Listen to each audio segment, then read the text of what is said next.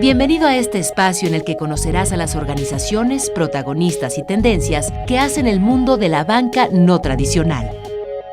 Gracias por acercarte a Voces de las Microfinanzas, un espacio traído especialmente para ti por En Confianza.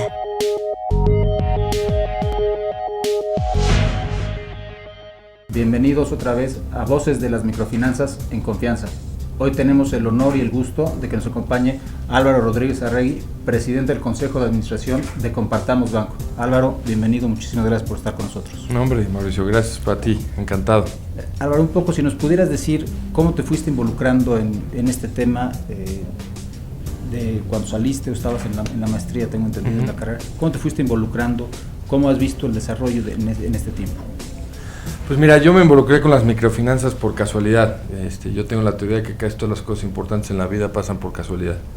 Y yo terminé la maestría. A mi esposa estaba estudiando también una maestría en la misma universidad, pero en arquitectura. A ella le faltaba un año. Entonces nos teníamos que quedar un año a trabajar en Boston y pues yo tenía que hacer algo. Y por circunstancias de la vida, no entraré tanto en detalle, conocí Acción International, y ese año que estuvimos en Boston, ese año trabajé en Acción. Yo no tenía ni idea de lo que eran las microfinanzas, y fue una experiencia que cambió mi vida, ¿no? Tuve oportunidad de trabajar mucho en campo, trabajé mucho en Ecuador, algo en Bolivia y en Argentina y en México. Y sobre todo mi experiencia en Ecuador fue realmente, como dirían los americanos, un eye-opener, ¿no? Y un eye-opener en varios sentidos. Uno, en el sentido del que el problema de la pobreza es un problema real. Dos, el poder de las soluciones de negocio, ¿no? Para atacar problemas sociales, y en este caso específico la pobreza, que a fin de cuentas las microfinanzas es una solución de negocio para el problema de la pobreza, ¿no? Yo muchas veces digo que el problema de la pobreza, para solucionarlo, pues tienes una caja de herramientas, y hay muchas herramientas ahí, y una de ellas es la microfinanza. Y donde yo creo que fue así un cambio de 180 grados para mí, fue en específico en Ecuador. En alguna ocasión en Quito fuimos a visitar a una cliente potencial. Era una señora que vivía en una chocita, evidentemente con piso de tierra, sus hijos desvestidos, y en ese momento no me había dado cuenta, pero luego con el tiempo razoné un poco el tema, que es sobre todo la posición física de la señora, ¿no? Es una señora encorvada, no te miraba los ojos, en donde la palabra dignidad no estaba en ningún elemento de su ser, ¿no? Y le dimos un crédito de $50. Al poco tiempo que la avistamos, pues ya tenía una pequeña tiendita, ya los niños estaban vestidos, al poco tiempo ya los niños iban a la escuela, la chocita pues ya tenía firme, la tiendita ya estaba un poco más grande, y así fueron evolucionando el tiempo, y al final pues ya tenía una casita digna, ya con una tienda, pues como una tiendita de barrio que conocemos aquí.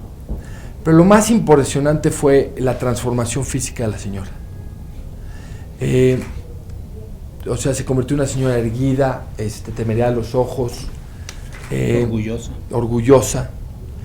Y eso para mí fue, me transformó la vida, ¿no? En donde yo básicamente tomé una decisión en ese momento, en que en el problema de la pobreza, pues, no me podía dar el lujo de ser un espectador, que tenía que ser un actor en el tema, ¿no? Y a partir de ahí, sabiendo del poder de las soluciones de negocio para problemas sociales, me di cuenta que tenía que emprender una carrera empresarial, donde realmente iba a aprender las herramientas que te enseña la disciplina de negocios. Entonces ahí me metí a hacer una carrera empresarial, y siempre manteniéndome muy en contacto con las microfinanzas, ¿no? Okay. Y así fue básicamente como empecé y como fui evolucionando en el sector, ¿no? ¿Esto en qué año estás hablando más o menos? Eso fue en el año 95-96. 95-96. Todavía bueno, en Latinoamérica estaba ya pasando de la industria de donativos a más un tema comercial. Sin duda esa transformación, bueno, tú entrevistaste a Michael Chu, evidentemente Michael Chu fue un actor en el corazón de esa transformación, se dio principalmente digamos que el hito fue con la transformación de Bancosol, que en su momento era una ONG, y se convirtió en una entidad regulada y for profit en el año 91-92, y entonces justamente al principio de los 90 fue cuando se dio esa transformación.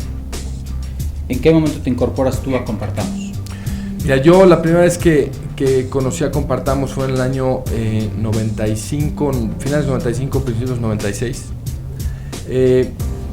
Yo en este trabajo que estaba haciendo en Latinoamérica, pues uno siempre regresa a la creencia, ¿no? Y pues me ponía a ver el desarrollo y los avances que se tenían en microfinanzas en Latinoamérica, en Bolivia, en Ecuador, en Perú, y volteaba a ver a México y estábamos muy atrás, ¿no? Y pues siempre uno se cuestiona, digo, te da un poco rabia y dices cómo es posible, qué podemos hacer, etcétera, etcétera, ¿no? Entonces me aboqué un poco a la tarea de ver qué podíamos hacer. Entonces la primera tarea fue hacer un estudio que me ayudó a hacerlo una chica que se llama Virginia Foot, que curiosamente es esposa de un buen amigo de Willy Foot, que ahora dirige una organización basada en Boston muy exitosa, una ONG que se llama Root Capital. Y pues nos pusimos a estudiar un poco el mercado mexicano y sobre todo quiénes eran los actores. Y en ese proceso pues nos cruzamos con Compartamos, que en ese momento tenía aproximadamente entre 10 y 15 mil clientes. Estaban los Charlies, Carlos Danel y Carlos Labarte, y nos llamó la atención como una institución con la cual pudiéramos empezar a trabajar y porque le veíamos un gran potencial, sobre todo por la calidad del liderazgo, ¿no? Y esa fue la primera vez que empecé a interactuar con Compartamos, y desde entonces pues ya fue un matrimonio que esperemos que sea para toda la vida. Los dos Carlos, que la verdad es que son instituciones en la industria, han demostrado que se pueden hacer las cosas a otros niveles, ¿no? Y de una manera con una responsabilidad social impresionante. ¿Tú te involucraste con ellos todavía estando en acción o ya fuera de acción? A mí me pasó una cosa curiosa, que fue, yo me empecé a involucrar con ellos, pero luego tuve que dejar mi involucramiento con Acción y con Compartamos en el año 2002, cuando yo estaba en Electra y salimos a conseguir una licencia de banco, para lo que luego se convirtió en Banco Azteca.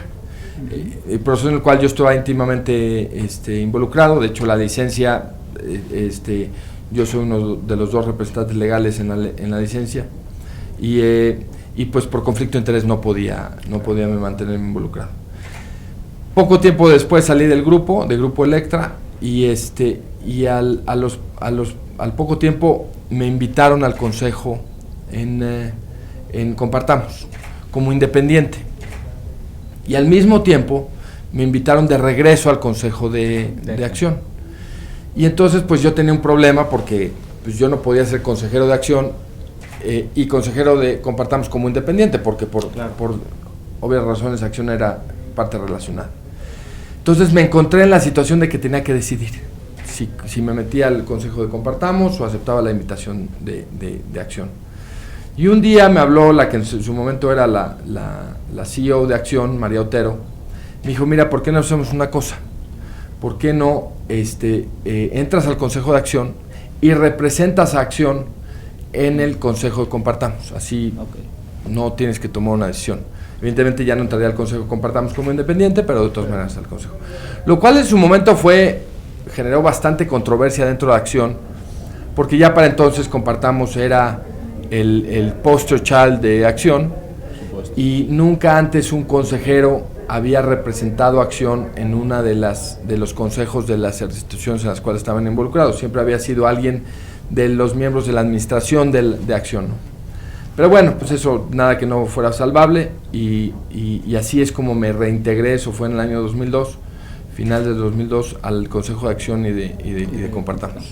Ahora, regresando un poco atrás, ¿En qué año? ¿Fue en 96, 97 cuando Compartamos, de ser una institución de asistencia privada o una ONG, pasa a Sofol? Eso fue un poco más tarde. Más tarde. El proceso de obtener la licencia se empezó en el 97. 97. Se autorizó hasta el 2000. Okay. Por aquellos los tiempos que luego los manejan muy rápidos. Sí. Pero se tuvo que capitalizar desde el 99. O sea, las entidades o personas que capitalizaron lo que se convirtió en Asofol lo hicieron en el 99. La licencia se recibió en el 2000. O sea, ustedes ya desde el 96, 97 veían la necesidad de decir, tenemos que pasar ya a esta cuestión comercial. Sin duda, digo, muy empujados por Acción, con el involucramiento que se empezó a tener en Acción con Compartamos, en donde pues era el modelo que se pensaba que era importante. Ahora, este es un tema que muchas veces es medio controversial, ¿no? Esto de hacer asistencia social y un modelo for profit y por qué, y etcétera, ¿no? Y yo creo que es muy importante recalcar que siempre se ha visto la rentabilidad como un medio, no como un fin, ¿sí? Y es relativamente sencillo.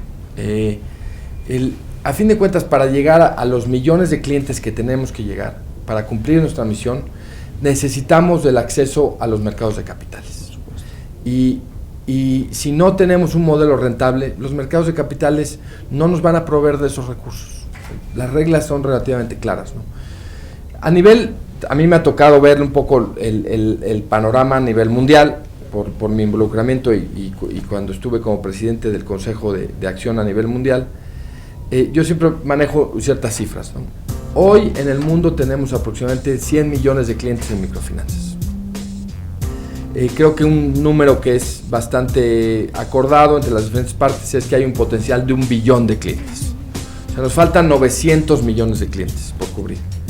Si tomamos un crédito promedio de $500, que es un número más o menos estándar a nivel internacional, pues $500 por 900 millones de personas son 450 billones de dólares para poder fondear esa cartera. Nada más para darte un número, los activos totales del Banco Mundial son 200 billones de dólares, ¿no? O sea, no da. Si queremos recurrir a filantropía, a organismos multilaterales para fondear esa cartera. Por lo tanto, necesitamos depender de los mercados de capitales para poder darle acceso a servicios financieros a la mayoría de las personas en el mundo. Eso no quiere decir que es el único modelo. Tampoco quiero aquí dogmatizar de que este es el modelo, ¿no? Hay modelos diferentes que son necesarios y adecuados para diferentes circunstancias en diferentes lugares del mundo, ¿sí? Y eso es bien importante recalcarlo, porque ha habido un poquito un sentimiento de que este es un modelo contra el otro y cuál está bien. Eso, por favor, no es en lo más mínimo el mensaje. Son modelos complementarios que son necesarios para diferentes circunstancias en diferentes geografías. Para el caso de México, que es un país, una de las economías más grandes del mundo, país de la OECD, etcétera, etcétera, es muy difícil levantar donaciones para llegar a ser un modelo de cierta escala. Requieres de los mercados de capitales. Claro. Y esa fue un poco la visión bajo la cual se empezó a trabajar con Compartamos. Los Carlos, por su inteligencia y su visión, es algo que no se los tuvimos que explicar mucho, lo cacharon enseguida y se empezó a trabajar en ello, ¿no? ¿Cuántos clientes tenían cuando pasaron ustedes de tomar esta decisión a que les dan la licencia de Sofol, por ejemplo, más o menos, de acuerdo? Mira, cuando llegamos cuando se obtuvo la licencia teníamos aproximadamente 67,000 clientes. Cuando se tomó la decisión por ahí del 97, habremos tenido aproximadamente 30,000 clientes más o menos. Que es un poco, una vez más, donde se ve el poder del modelo con rentabilidad o el modelo de entidad regulada y con fines de lucro, ¿no? Compartamos pasó de tener 0 clientes cuando se fundó en el 90 a tener 67,000 clientes en el 2000, en 10 años. Así es. Del 2000 al 2010, otros 10 años, pasamos de 67,000 clientes a 1.5 millones de clientes. Toda la diferencia. O sea, esa aceleración evidentemente te la da ese modelo. Que una vez más, el objetivo es llevarle el servicio a la mayoría de gentes posibles. Y es el poder del modelo, ¿no? Totalmente. Además, hace rato comentábamos también en la plática con Michael, le comentaba de un artículo que leí en el periódico El Economista, aquí en México, que hablaba de que las generaciones que salen ahorita de estudiar requieren que generemos 6,5 millones de empleos. En todos los países, los principales generadores de empleo son las micro y pequeñas empresas. O llevamos recursos hasta como política de gobierno, o llevamos los recursos y los servicios como intermediarios, o no vamos a poder generar estos recursos. Las grandes empresas no lo pueden hacer, el gobierno no lo debe de hacer. Sí. ¿No? Sin duda, y aquí voy a decir un tema sumamente controversial, pero en el cual creo firmemente. No confundamos desarrollo económico con combate a la pobreza. No es lo mismo. Las microfinanzas son una excelente herramienta, no la única, una excelente herramienta para el combate a la pobreza. No es un buen mecanismo de desarrollo económico. El esfuerzo, si tú ves los números, los 3 millones de microempresas que hay en México generan aproximadamente el 3% del PIB. Si tú quisieras aumentar 1% del PIB, tendrías que aumentar de 3 millones de microempresas a 4 millones de microempresas. Es un esfuerzo monumental. Eso no quiere decir que tendrías un impacto importante en la pobreza. Uh-huh. De otra forma, si tienes 50 empresas que pasan de 50 empleados a 500 empleados, mueves 1% del PIB. ¿Cuál es la diferencia? Que entonces, desde mi punto de vista aquí hay dos canchas. Desde el punto de vista del combate a la pobreza, las microfinanzas son muy importantes. Desde el punto de vista de desarrollo económico, la pequeña y mediana empresa es fundamental. Fundamental. Entonces, simplemente para aclarar un poco cuál es la perspectiva que tenemos al respecto y dónde hay que enfocarnos. Ahora, de este 1,5 millones, ustedes cuando compartamos sale a bolsa. Ajá. En el 2007, ¿no? Uh-huh. Abril 2007. Exacto, abril 19 del 2007. Abril 19 del 2007. Tenían aproximadamente 700 millones de... 700 un poco menos, como 600 y pico mil. 600 y pico mil. Entonces, del 2007 al 2010, más que doblas sí. La capacidad. Eso simplemente por el acceso al capital mucho más importante que tú decías. Y ya aclaraste muy bien, es una de las fórmulas, ¿no? Ahora, ¿cómo está Compartamos el día de hoy? Donde sigue siendo, Compartamos ha sido en todo momento, desde que yo me acuerdo, una de las mejores empresas, y si no la empresa donde todo mundo volteaba para ver el éxito. Surge mucha controversia con la salida a bolsa, pero dejando ese tema aparte, nadie puede negar el éxito que ha seguido teniendo, el 1,5 millones de clientes, y que sigue siendo probablemente la mejor y el éxito. ¿Para dónde va Compartamos? Mira, a mí sí me gustaría tocar el tema de la salida a bolsa, ¿no? La salida a bolsa tuvo una lógica relativamente sencilla, que fue, a ver, nosotros tenemos una misión de llevar servicios financieros a la mayoría de las personas, porque creemos que es un mecanismo para dar oportunidades y de combate a la pobreza. En México hay aproximadamente un potencial de 10 a 14 millones de clientes de microfinanzas. Nosotros dijimos, oye, ¿podemos solos? ¿Podemos cumplir con esa misión solos? No. Para que esta misión se cumpla, tenemos que crear una industria. Entonces, ¿cómo creas una industria? Una industria la creas atrayendo emprendedores al sector. ¿Cómo se atraen emprendedores al sector? Generando casos de éxito y demostrando que hay una buena oportunidad de rentabilidad. ¿Cómo es un excelente mecanismo para hacer este efecto de demostración? Salir a bolsa. Por lo tanto, dijimos, si salimos a bolsa, creamos este efecto de demostración, atraemos emprendedores y creamos una industria. Antes de la salida a bolsa había 200 microfinancieras en México, hoy hay aproximadamente 800. La única forma de llegarle a la mayoría de las personas es teniendo una escala y esta escala te la puede dar una industria. Además de por qué, las empresas nacen, crecen, se desarrollan, tienen éxito, se vuelven flojas y mueren. Las industrias evolucionan. Tú, la primera computadora que tuviste, seguramente hoy esa empresa ya no existe, pero seguimos teniendo una industria de acceso a computadoras. Es exactamente lo mismo. Era muy importante desarrollar una industria. Y de ahí la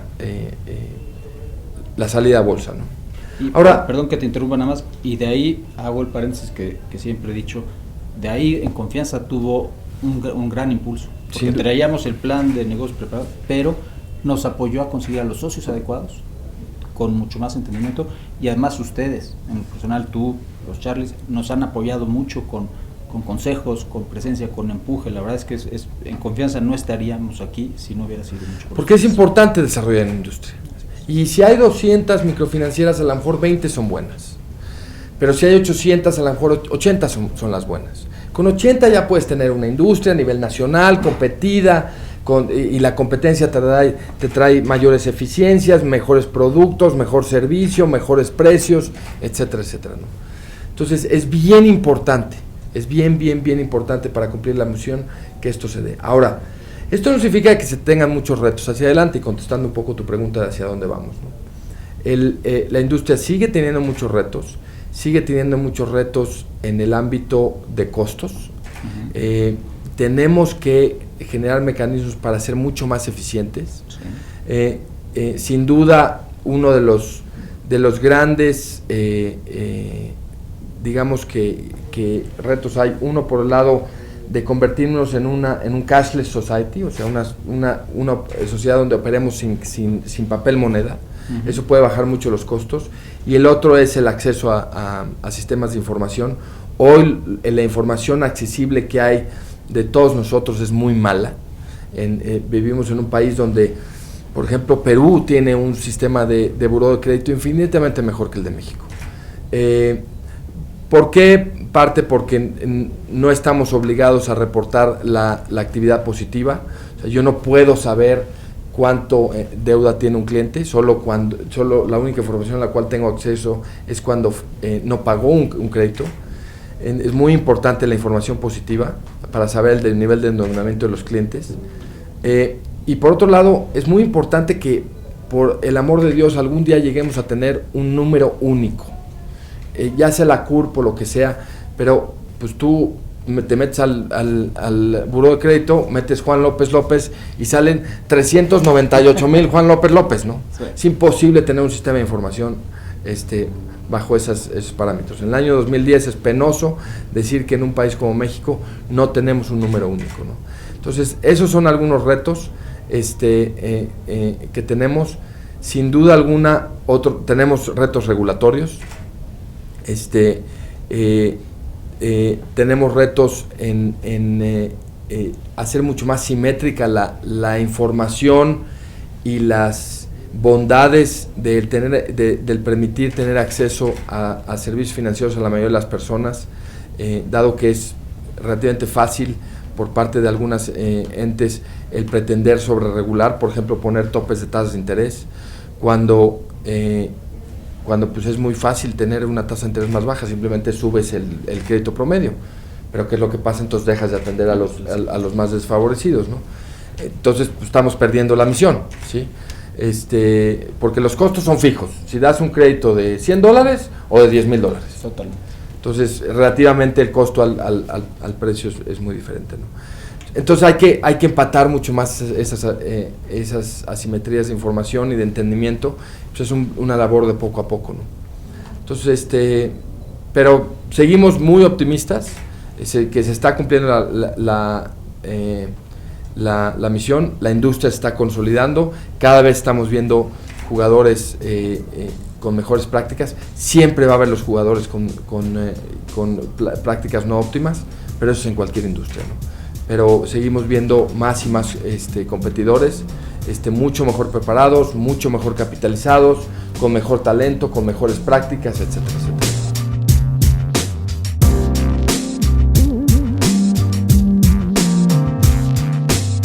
Yo sí creo que el modelo bajo el cual hemos estado operando ya se agotó. Voces de las microfinanzas en confianza. Conversaciones de clase mundial. Gracias por acompañarnos. Te esperamos la próxima edición.